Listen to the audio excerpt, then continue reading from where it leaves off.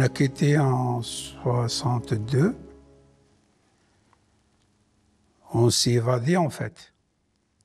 On a tout laissé comme c'était. La maison, les animaux, tout, on a tout laissé. On a attendu jusqu'à... On est parti. Après, il y a eu un camion qui est venu nous chercher à 3-4 heures du matin. Des paquebots débarquent à Marseille, à leur bord des Européens, mais aussi des harkis et leurs familles. Un exil que les autorités françaises voulaient éviter. Voyage de vacances pour certains, mais pour d'autres, ce voyage n'est-il pas sans retour? Il y a eu un rapport rédigé par un haut fonctionnaire du Conseil d'État qui dit très clairement que la présence des harkis en France, on n'en veut pas. Il y a des militaires qui ont dit non. Par exemple, le général Meyer a dit non. Moi, je ne partirai pas sans les familles de harkis. Des officiers français bravent les ordres et organisent des rapatriements.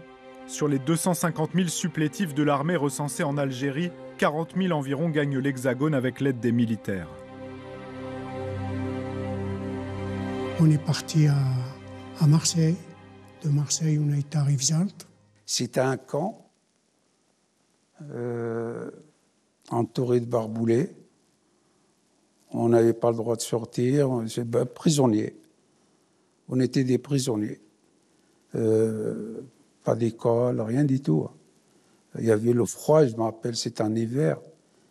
Et je me rappelle, quand on est arrivé, on était sous des tentes. Vous et votre famille restaient combien de temps à Rivesaltes? Un an. C'est un camp qui avait servi pendant la Seconde Guerre mondiale pour y interner des gens que l'administration considérait comme indésirables, des républicains espagnols avec leurs familles, des juifs de diverses nationalités d'ailleurs, et puis des tziganes majoritairement français. On n'utilise pas le mot interné pour les harkis, on n'utilise pas non plus le mot enfermé, mais plutôt le mot relégué, parce qu'il n'y a pas eu internement administratif officiel. Toutefois, lorsqu'on regarde de près, ils étaient surveillés.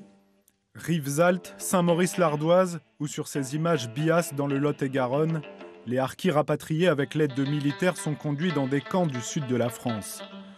Conditions sanitaires exécrables, surmortalité infantile, placement arbitraire d'enfants. Sous surveillance, les familles y restent parfois plusieurs années. Il fallait 2 conditions pour sortir de là. Il fallait justifier qu'un logement les attendait quelque part, et aussi montrer à l'administration de tutelle qu'ils avaient une promesse d'embauche. L'Herveline à Semois à côté d'Orléans, ou ici le Murger-Bardin à Dreux, dans notre région des cités d'urgence destinées aux rapatriés sortent de terre. Nous verrons dans notre 3e épisode que les conditions de vie des harkis s'améliorent doucement et sont encore loin d'être idylliques.